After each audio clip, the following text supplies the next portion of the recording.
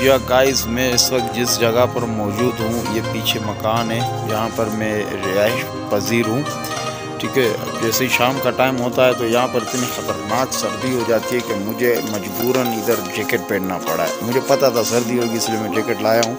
उधर सिंध पंजाब में इतनी गर्मी है, शदीद गर्म हवा, और उसके बावजूद जब मैं इतनी गर्मी में यहाँ आया हूँ तो यहाँ पर इतनी शदीद सर्दी है कि आप सोच भी नहीं सकते। अच्छा, सर्दी का रीज़न क्या है, कारण क्या है, वो मैं आपको दिखाता हूँ कि यहाँ पर सर्दी क्यों होती है। यहाँ पर सर्दी इसलिए होती है कि मेरे पीछे आपको एक पहाड़ दिख रहा होगा, कराकरम पहाड़।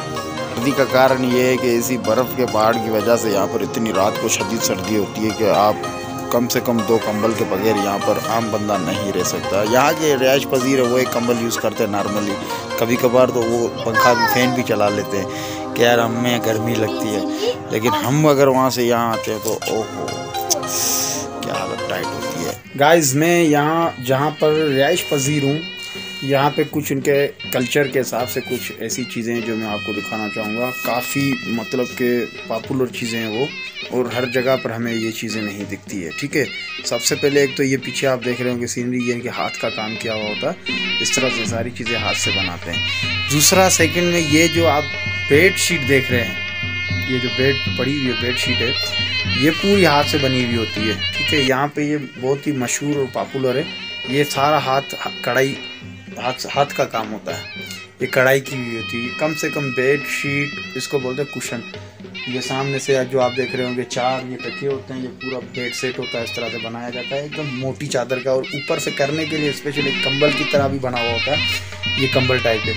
कंबल अलग से होता है पूरा मैचिंग में, कम से कम 10 से 15 हज़ार तक ये पूरा सेट खा जाता है। बहुत ही खूबसूरत लगता है, बहुत ही खूबसूरत। ये हमें कहीं भी आम जगहों पर नहीं मिलेगा, स्पेशली यहाँ के लिए। और ऊपर ये जो आप छत देख रहे हैं, ये पूरी लकड़ी की बनी हुई है। यहाँ पर जितने भी घर बने हुए उनकी छतें लकड़ियों की है, समझ गए। और ऊपर सीनरी देख रहे हैं वो भी हाथ की बनी हुई है, पूरी हाथ की पेंटिंग है। और भी बहुत सी चीज़ें हैं आपको दिखाने के लिए। ये पूरी इनकी जो भी छतें हैं वो सारी लकड़ी की बनी हुई होती हैं। यहाँ पर सारा कारपेट सिस्टम होता है, ये कुशन बने हुए इस तरह से पेंटिंग का माहौल है। ये यहाँ का कल्चर है, कल्चर के हिसाब से। और यहाँ पर जितने भी घरों के आसपास में, सबके घरों के आगे बहुत बड़ा एरिया होता है, ठीक है ना। तो उधर ये अपने घरों के एरिया में सब फसल अपना ही बनाते हैं।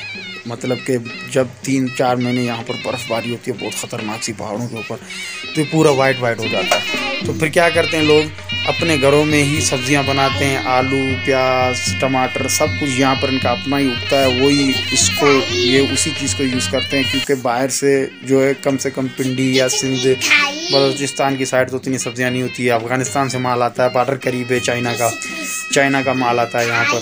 तो इसलिए मोस्टली जो सब्ज़ियाँ हैं, ताज़ा सब्ज़ियाँ, ये अपने घर के आगे ही लगा के उनसे ही लुत्फ़अंदोज़ होते हैं।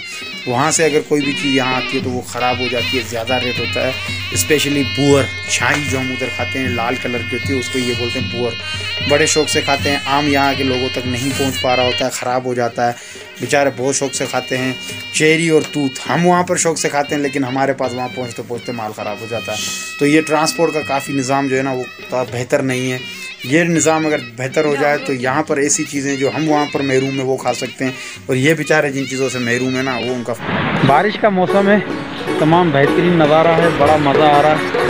ठीक है, एंजॉय कर रहे हैं। उम्मीद है आपको काफ़ी बहुत एंजॉय कर रहे होंगे।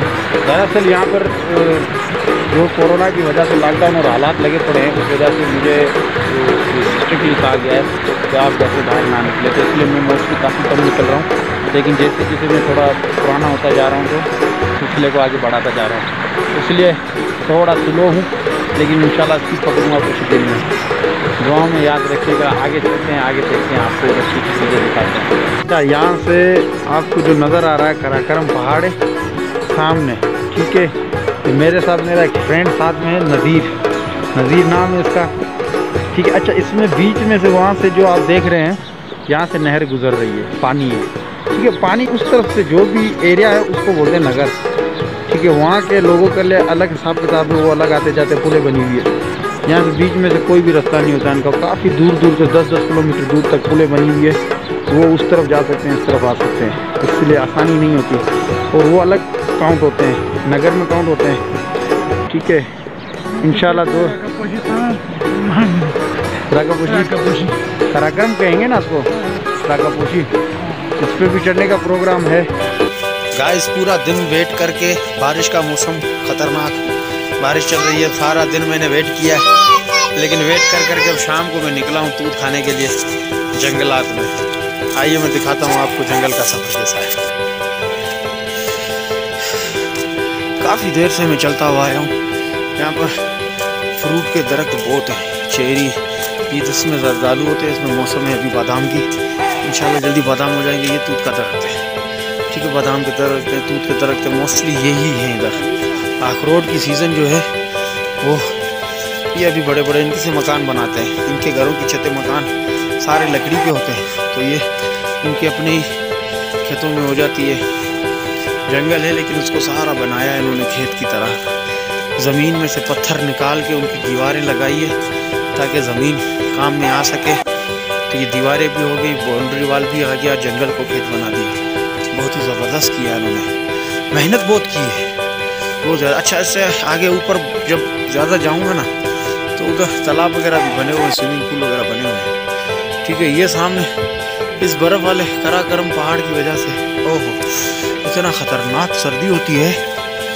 मैं अभी भी जैकेट पहना हुआ लेकिन फिर भी मुझे कपकपाहट हो रही है, इतनी सर्दी है। और मुझे पता है पंजाब में, बलूचिस्तान में, कराची, हैदराबाद, मुल्तान, बावलपुर, सखर इलाकों में इतनी ख़तरनाक शदीद गर्मी है, और वहाँ से होता हुआ मैं ऐसे ख़तरनाक सर्दी वाले इलाके में पहुँचा हूँ कि यकीन नहीं होता कि हमारे पाकिस्तान में ऐसे भी नज़ारे, ऐसे भी एरियाज़ हैं कि हम गर्मियों में सर्दियों को मज़े ले सकते हैं, ठीक है। आगे बहुत लंबा सफ़र है, आपके साथ गुजारता चलूँगा। गाइस ये है फ्रांसी चेरी। चेरी में 3-4 किस्म होते हैं। इसमें एक ये फ्रांसी है, ये बड़ा दाना होता है, ये तैयार हो चुकी है। एक होती है देसी, वो थोड़ा दाना छोटा होता है, टेस्टी वो भी बहुत होती है।